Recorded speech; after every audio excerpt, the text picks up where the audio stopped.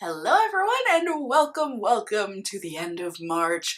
March has been a month. Yes, it has. I know I certainly am very ready to say adios to it. But that being said, there still have been good things that came out of March. But like said, there have been some bad things as well, and to represent that, I have got the makeup products, the 10 makeup products that I was testing out this past month that range from really super awful bad I would recommend to nobody, I can't wait to throw it in the trash, to oh, what a nice thing. We do this in pyramid form. It's a bit of fun, a big riff off of Abby Lee and her dance pyramids that she would do to her little toddler dancers and make them cry. And I'm excited to run through things with you guys. Let me know if you like these videos better in this setting with this background and everything. I'm trying to spruce things up here on my channel, so if you prefer this, let me know down in the comments below, but otherwise, without further ado, let's hop on into the pyramid. It's the best and worst of beauty, whether good or bad, here's the down and dirty. P.S. I'm not getting rid of my songs, I like my songs. Jingles are fun.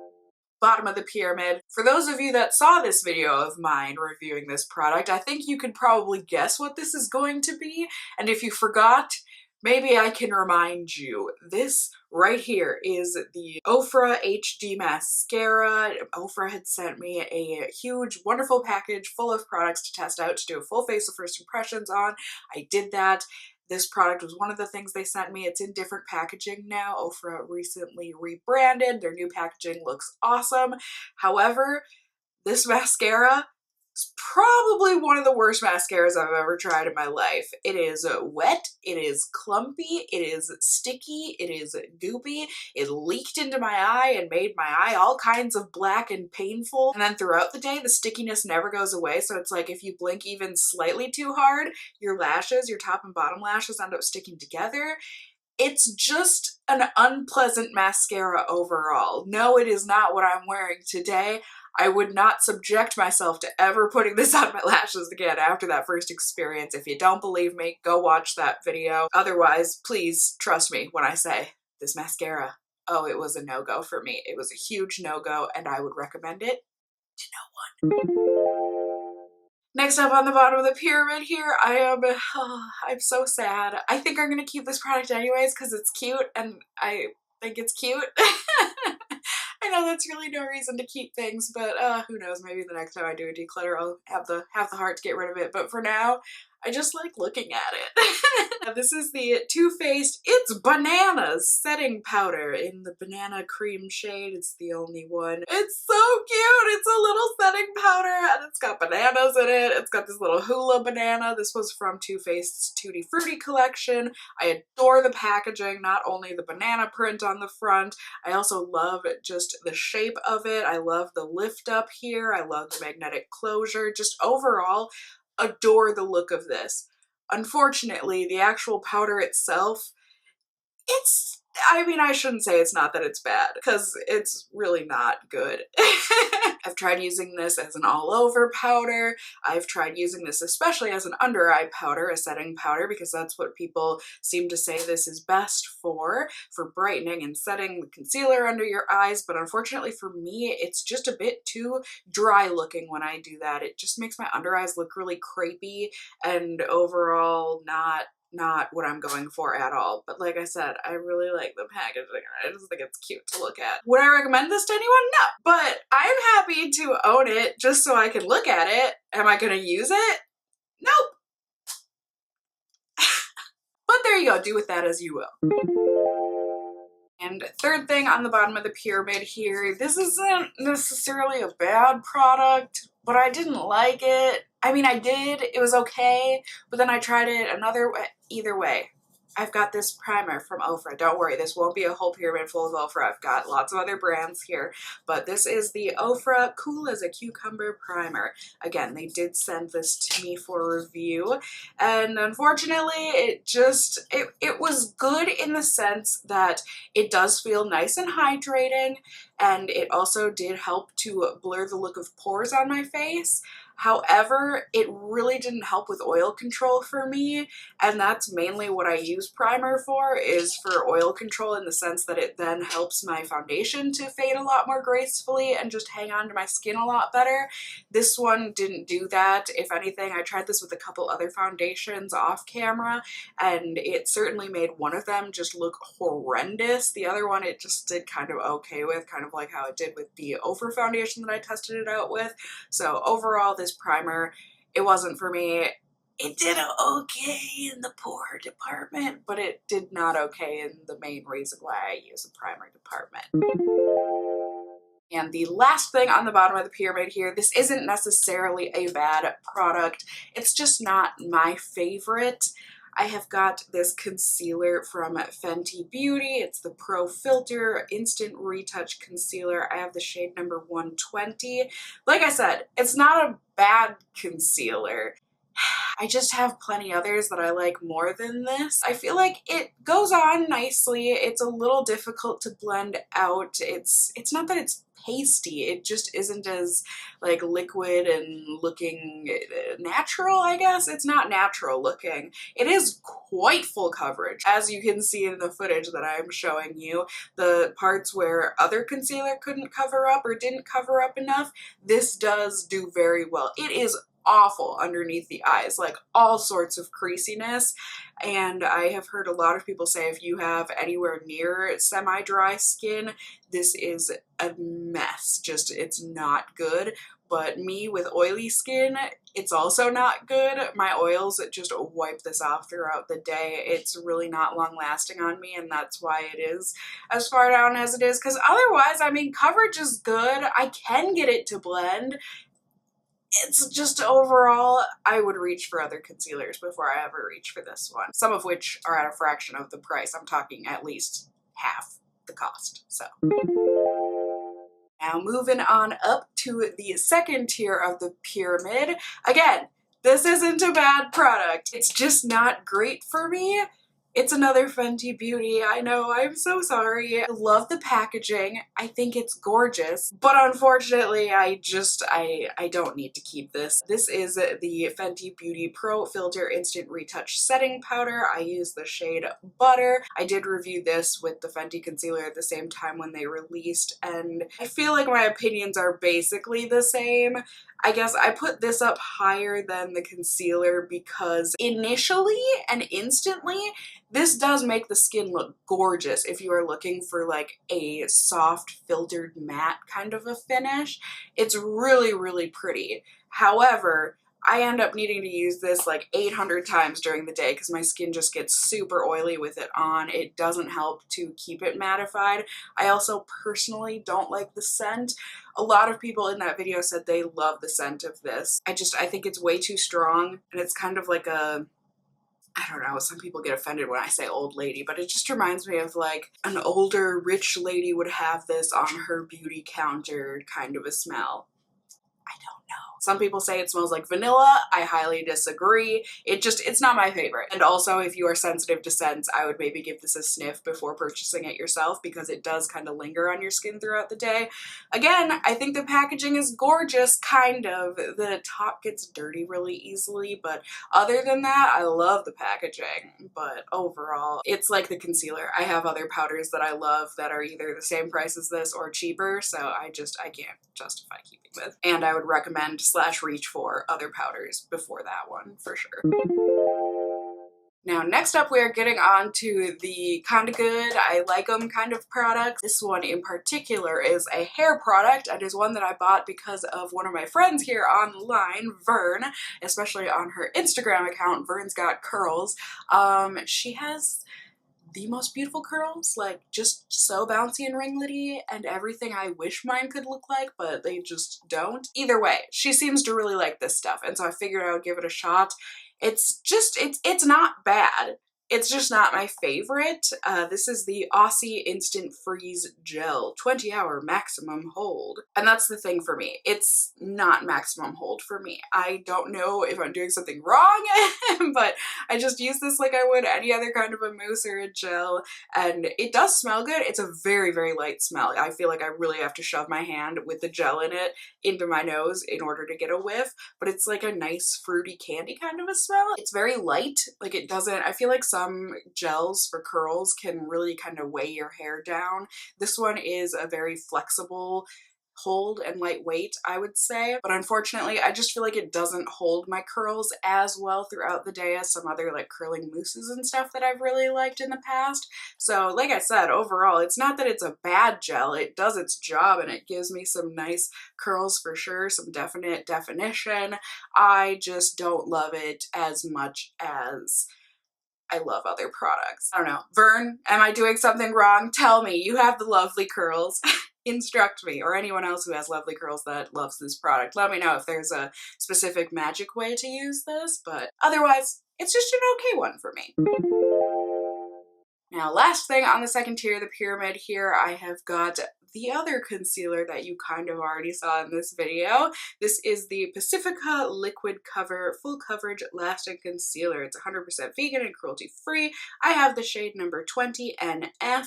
This is a good little concealer, you guys. It is not perfect. I do have other concealers that I like better than this one, but overall, oh, it's a nice little concealer. You know, considering price point, it's vegan, cruelty-free, all that stuff, like, it's a real good one. First off, color match for me is great. And then second off, this is a great concealer if you're looking for a more natural concealer look. It really does the opposite of what that Fenty concealer does. This just like melts into the skin. It looks so natural and lovely. However, it is not full coverage, so if you're looking for full coverage, this is not going to give it to you. It does a good medium coverage, like a light medium coverage, so it does conceal things. It just isn't full coverage, and it also doesn't last all day.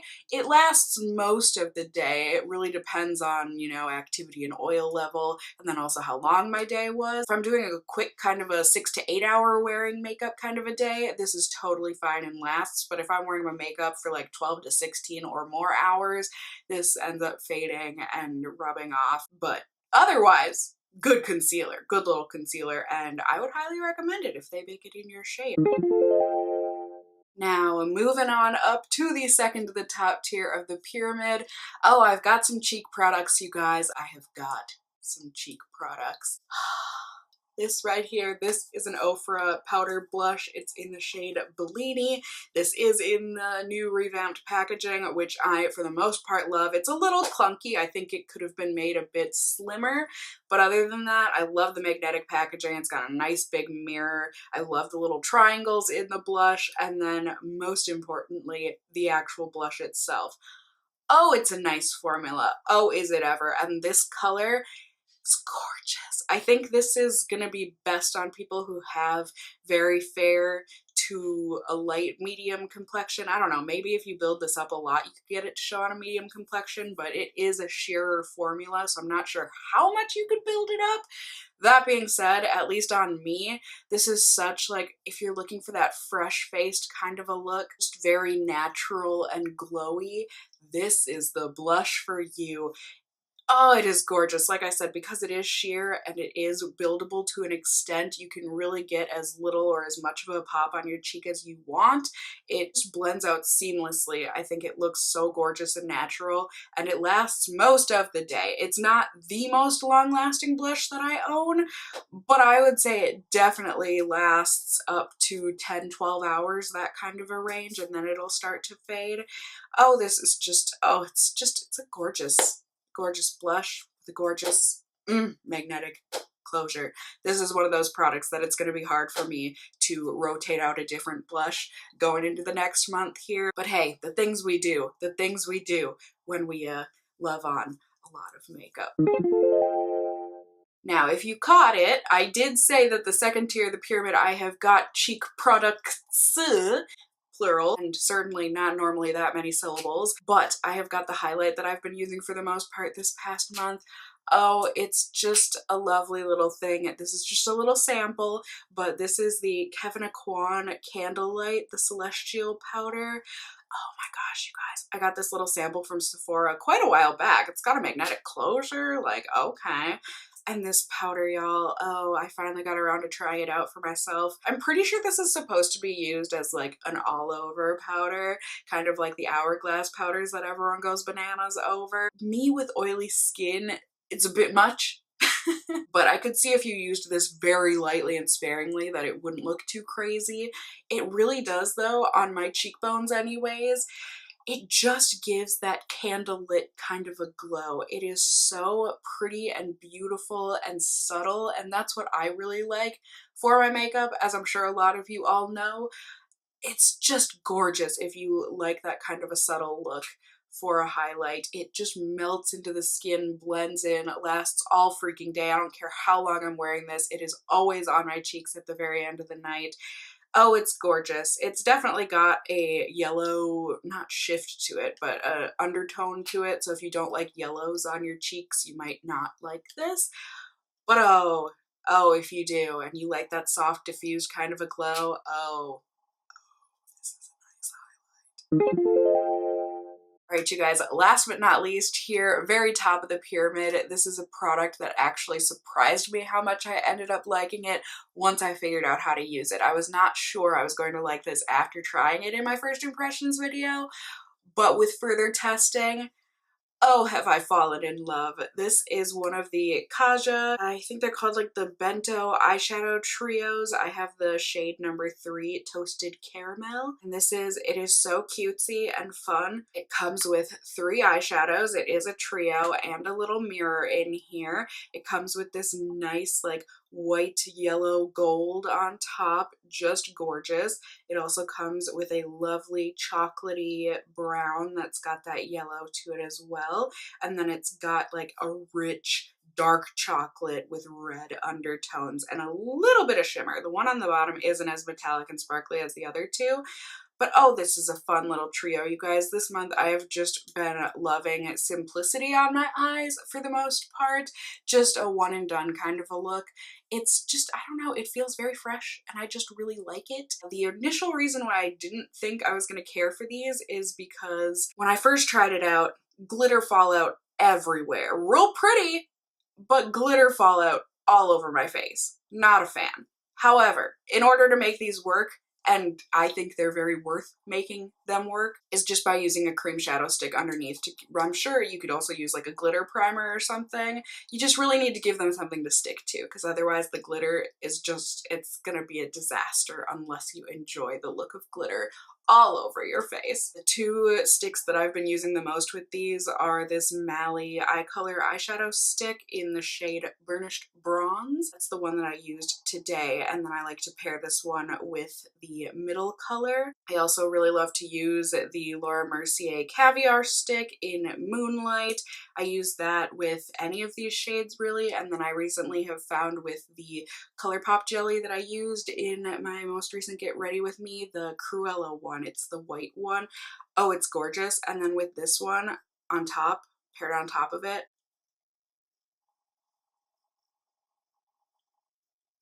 no regrets, nothing but happiness. And isn't that satisfying? Just yeah, would highly recommend this. I wish they had more trios in this formula that weren't so pink. I don't know, maybe if I looked at them in store they wouldn't, but I feel like all the other trios that they have are like pink, and I just don't wear pink on my eyes that often. But at least this little trio, these are my perfect kind of colors. Oh, they're lovely. Oh, they're soft. Oh, they're creamy. Oh, they blend, and they're just real nice. One and done, easy peasy. I mean, technically not one and done because we're using a cream shadow underneath it. But other than that, as long as you prep, oh, you've got all day loveliness. No fallout, just glitter. You also have to like glitter because it's glitter for days on your lids. It's real pretty, I think. But if you don't like glitter, oh, you're gonna hate these. So there you go, my friends. There was my March best and worst of beauty for the month of March. I think I just said that. However, that's what it was. I hope you enjoyed it. I hope you got some good product recommendations here.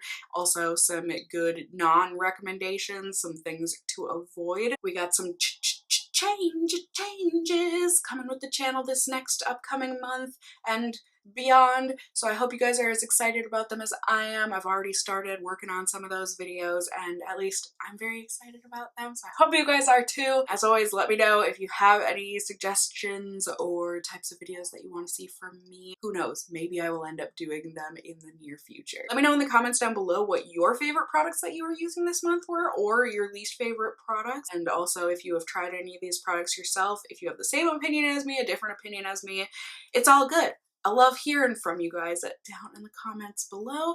You can also let me know if you enjoyed this video by giving me a thumbs up down below. I'd really appreciate it. And if you're new here, hey, hi, hello, how are you? You can go ahead and subscribe. You can tippity tap that notification bell, become a member of my casserole family here on my channel. I'd love to have you here. And as always, I just hope you guys are all doing well. And until next time, just stay well until then. Bye!